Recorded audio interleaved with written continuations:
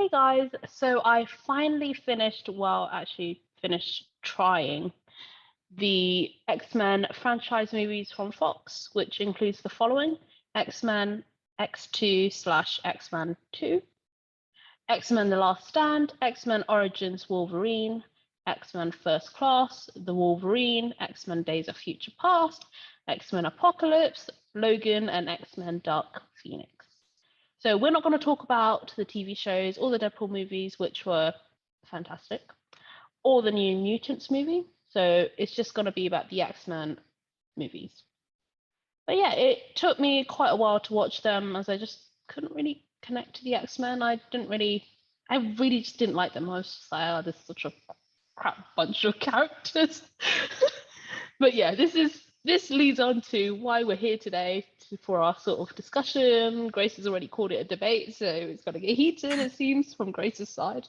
And I'm going to retaliate, of course. You know me. So on the topic of discussion is today on why X-Men, the animated series, is miles better than the 20th century Fox X-Men franchise. So Grace disagrees with me, and she thinks that the X-Men Fox franchise is better. Not saying that she doesn't like the animated series, she just thinks the other one's better, which is fair enough. But yeah, we're going to see how this goes, and spoiler alert as well, because I think we should give this. So if you haven't caught up with the MCU and you're planning to, you need to stop here, and you need to come back later, because we're going to be talking about some recent calls of events. Yeah, before we start, check out also our review on the X-Men animated series, which was absolutely fun to do together, wasn't it, Grace? Recording that was such a buzz. And yeah, also please like, subscribe, and share. So I thought this would be quite a good discussion slash debate, as Grace would say, to have now, like with the recent tease in the MCU of mutants, with Kamala actually being a mutant. Yeah. And also quite topical to talk about with San Diego Comic-Con. Like, we found out a little bit more about the X-Men 97 series, which is amazing. So yeah, So all you old fellas who seen the old show back in the day, you loved it. I don't blame you. It's a great show. All those from this century who've seen the films who do like it. I mean, it's great. I mean, they're all completely different, but they're all good in their own way. I feel like this the films did take a bigger approach away from like different things because each character is quite different from the animation. But I also feel like they also give out a very like decent story to follow, and it's very interesting, most of them. So I would say they are quite great. And then I feel like there's some things in the films that they couldn't do in the animation. So yeah, I think that's true. There are limitations. Oh gosh, I'm gonna completely just laugh in the movies and stuff. And I'm so sorry if you're a massive fan of the movies, but I just found them really confusing. Like with the time travel and also like the continuity as well. Like I didn't know what was happening and where. Like it was just too much of a rush with the stories. But I guess that is the good thing about a series. Like the series can take time to develop and stuff. Whereas the movies, like, you know, they have a time slot of like what, 2 hours or so. Like they have to finish the whole thing. They have to do the ending, beginning, and all that, you know. So yeah, I just really just couldn't get in with the movies. I do get it. Like there is a bit of confusion. Like there's like two saber tooths, and that was a bit confusing. The time travel, I do quite understand because I've seen Doctor Who and you've seen Endgame. How can you not? How can you follow No, Endgame? what I didn't understand was like it just seems like it was time traveling there, and then all of a sudden they were time traveling there. It was like it was just all over the place. Like it was just they just didn't feel like there was some sort of order to it. It just felt like it was happening all over. And I did enjoy the time traveling. Like, I enjoyed like getting to see like Magneto and like Professor X's Charles's like friendship and stuff, like what happened in their past and stuff. Like, that was really cool. But I was just like, oh, what is going on? They just seem to be hopping back and forth, back and forth, and I'm like, really? Yeah. So I think in the first film, I thought it was a good start to introduce the characters, the story. It was a bit annoying that some of the characters didn't like portray the exact same characters from the animation. You know, like Rogue, like she can't fly, she's not super strong, but still some powers, but still not very powerful. If that makes sense. And next few films were great, new characters. It's just annoying that like we get to see new characters and they didn't stay in for the next few films. You know, like we get to see Nightcrawler in X-Men 2. We didn't get to see him like the third one or Days of Future Past. It's just there's so many there are good characters in there. And I get it, like why they can't like stay in the some films, maybe because of the actors or maybe because like they're gonna fit in the story maybe. But I feel like there were like other new characters that were interesting in looking in, like Iceman or like Flame Boy, so I forgot his name, but just like different characters that we haven't really focused on much, like in the animation. And yeah, I liked it. I why do you like the animation, Emily? I'd like to hear your thoughts. Oh, fighting. So I told you, if anybody was going to make it, he's in its grace. For me, I just found that the series just had a lot more time to develop these characters. For me, the movies were just too Wolverine orientated. Like he popped up in every single movie, and so did Professor X and Magneto. And as much as I liked them, they were like the main limelight. But the X-Men are not just them. The X-Men are a broad range of characters. And in the series we really do get to see that. We get to see so many different characters, and we get to see like the main few who are like the X-Men, and then we also get to see like their friends and stuff, and like how it all works, and villains as well. Like we got some amazing villains in the animated series, like Mr. Sinister, Apocalypse, who we did also get, but Apocalypse was just miles better in the series. Omega Red, Sabretooth, again, same thing, but Sabretooth is like amazingly portrayed in the series. Juggernaut, Sauron, Mastermind, Mojo. I mean, there's just so many villains. I just feel like we really got to see these characters and we really got to understand them, and we got to see their struggles and fears. Like for Storm, for example, like her claustrophobia. Like we really do get to we feel for them. Like you were talking about Rogue before, and you were like saying like they didn't really portray Rogue, and okay, yeah. Sometimes they don't do that. Sometimes they don't stick to the comics, which is fair enough because there are reasons for that. For that reason was probably because there has to be that link with Miss Marvel, and they didn't have the rights to Miss Marvel. But for this, like I never knew I'd love the X-Men. Like I absolutely love them. They are one of the best set of families in the MCU, set of characters, set of groups, whatever you want to call them. They are like one of the best. And yeah, and I really grew to love Rogue and really grew to love Gambit. Characters who were horribly portrayed in the movies, and in here they were dig, but they were absolutely portrayed amazingly in these. And also, I really just didn't like Wolverine. I know Grace is gonna really hurt your feelings, and Grace is already aware of this. I really didn't like Wolverine in the movies. Like, I just found him. I think it was because it was just too much of him. Like, it just felt like it was just over and over and over. But in the series, I actually grew to love him. I love his relationship with some of the characters. And I love that he's always so loyal. Like we get to see that with Morph and stuff. And Jubilee as well, his relationship with Jubilee is absolutely amazing. And also his relationship with Storm, which like they were involved, which was weird. But it was so cute because he really he really cared for her. Like I just don't have that same spark for the movies. Like I just didn't feel that connection. One thing I did like about the films is that like because usually in the animation some of the characters were quite younger, but I felt like in the films like the love triangle between Wolverine, Jean, and Cyclops, I thought was a little bit quite interesting because I thought Jane could just pick Wolverine because why not? No, she's with Cyclops. How dare you? Yeah, okay. But Tell us down below, who should Jean have ended up with? Which person? Was it Okay, we're Wolverine? going Was for it that. Cyclops? Okay. Or was it no one? Okay. Yeah, that was just it was an interesting take because I thought, oh, it might add something to the story. And I love Professor X in it. The actor who played him was great. He was such like a very lovable father figure to all of them, to Wolverine, to Storm, to literally everyone. I love him. He was so it was so great. And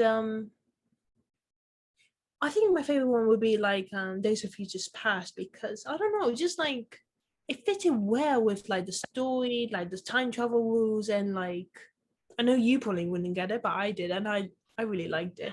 No, what I don't get is that it just seemed like it was hopping all over the place. It's just That's time travel. You're basically hopping from one time to another. no, but it just didn't make sense because one thing happened. Like what I couldn't understand about Logan, like in the movie Logan, was that I just didn't understand like how after the events from there, like how did Logan end up like here, like where what happened in between, like how like it just felt like it was I missing know so that was a much. big miss. I mean, it miss. There was a lot. Logan. It's a I think Logan is probably one of my favorites. I know you say it was a bit Yeah, boring, and it was. yeah, it was a bit And boring. I just love that they actually, because no one really knew who Laura was, X-23.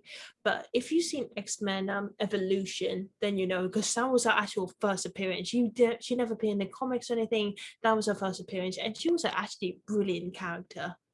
And just, you're right, it is, the whole franchise is solely based on like Professor X, Magneto, and Logan. I think because they're basically the main characters, like the main star of like the whole thing. If you think of X-Men, you probably think of Logan or Wolverine, uh, both of them. But um, yeah, I mean, I think it's basically like Avengers. Like you can't do the Avengers without Iron Man or Captain America because they're basically the main members. They like if you think of the team, you think of them first, and I think that's basically Logan and Charles. Um, but like I said, I mean, the reason why I like the films better is because I just feel like. Despite the show, I just think it got more action, like a bit more like drama and trauma. Just I'm not saying the animation hasn't, like it's got so much stuff happening. Like we get to see like prejudice against mutants, and it based on it felt so realistic to us because that's happening in the real world. I feel like if you see that on TV show, like, if you see it on the films now, it's basically the same, but it felt more whole, a little bit more scarier because I don't know, it just looked more real, if that makes sense. Just seeing it like live action, and I don't know, the CGI is actually pretty good. Like Beast, Mystique, and Apocalypse was 50-50. But the other bits were quite good. And yeah, I mean I just liked it. I just I just like the action and like bits of the storylines in it.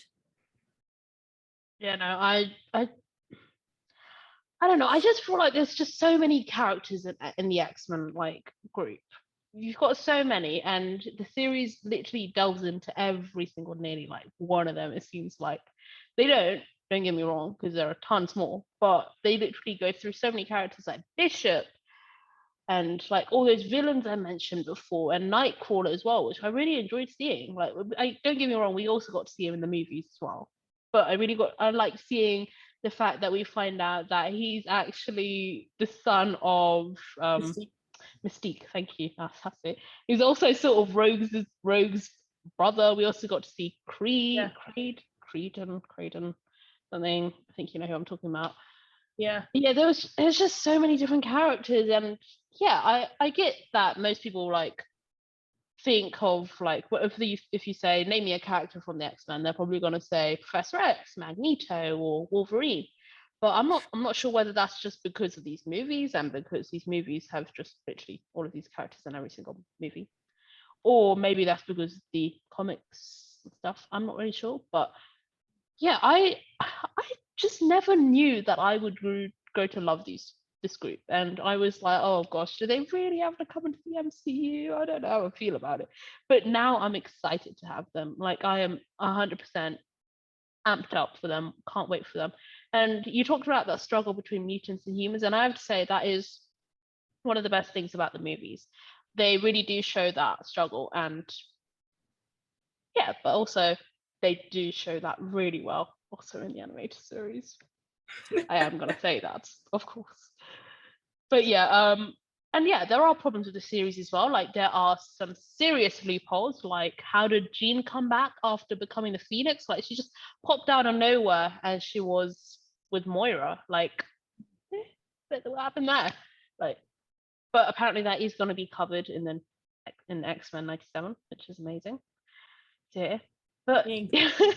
but yeah, there are, both things have their problems. I just feel like I just did not have that connection to any of the X-Men characters in the movie. I mean, I sort of did have a connection to Professor X. I felt really bad for Magneto. If anything, I really connected to Magneto, which is really surprising. Like I felt really bad for him. And I think that is one thing that the series doesn't really do as well. Like we do get to hear a bit more about his like what happened like with Magda, and then finding out that Scarlet Witch and Quicksilver are actually kids. Like whoa. And I think actually in that sense, the movies actually did portray Magneto better. I will give the movies that. But I still think it was just too much on Wolverine. There are some amazing other X-Men characters like Storm, like Gambit. Like I think we had Gambit for like just a little bit. I can't remember which movie it Yeah, was. I know each way. It's X-Men Origins Wolverine. I will take Oh, your word for Wolverine it. Origins. Yeah. I do feel bad because I did thought it was quite a shame like they didn't bring like some characters together like Gambit and Rogue instead of Rogues and Iceman, because I mean they were quite cute. I just felt like just wasn't right. And didn't miss the connection between Mystique and Rogue, because I thought like they had like a very complex and very mysterious, because she was her mother, like well stepmother, but like a very nice connection. I've got to admit, one of the films I absolutely hate is Dark Phoenix, and if any of you haven't seen it, don't watch it because then you understand why.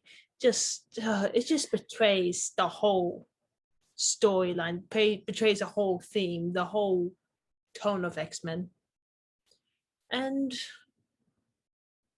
yeah, I feel like all the others before that felt like it was just felt very in a steady in a own very slow pace, and like I don't know how to explain it. I mean, you're right. The animation does have like they know how to express each character in different episodes and like tell their story.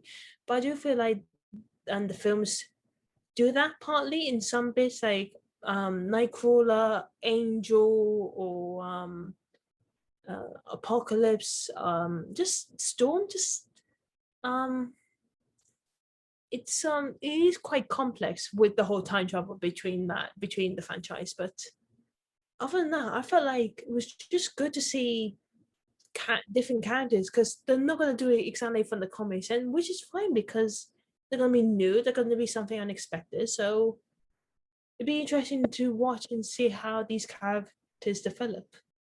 Like we see like two different Storms, like Storm in X-Men Apocalypse, and she was sort of new, like she was quite new, like to understand her, but she was really interesting. So yeah, I mean, I like the animation, and I also like the films too. So I can't really say which is better, but I gotta Fair say enough. it's either animation that are colorful and it's very insightful, or we got the X-Men films that have Hugh Jackman in it, and it's just really action packed. So, guys, that was our discussion about which one is better, the animation or the live TV shows. I mean, TV films, sorry. So, yeah, tell us what your thoughts, whether you think it's, if you agree with Emily about if the animation is better, or whether you agree with me and that the films were good. Emily, don't make that face. Um, but yeah, you could decide with me or Emily. Um, and leave a comment down below on your thoughts. And yeah, what did you like or dislike about the both of the shows and the films? And please make sure you like, subscribe, and hit that notification bell and stay updated with our videos. Check out other videos on other shows and films like Marvel films or Disney or other shows, really. Reactions, debates, games and pranks. You should know Emily did a mean one on me. And then check out our website, talks information about us and our social accounts. Follow us on Twitter, Instagram, either one. Please make sure you subscribe. It means so much to us. And yeah, we will see you next time. Bye.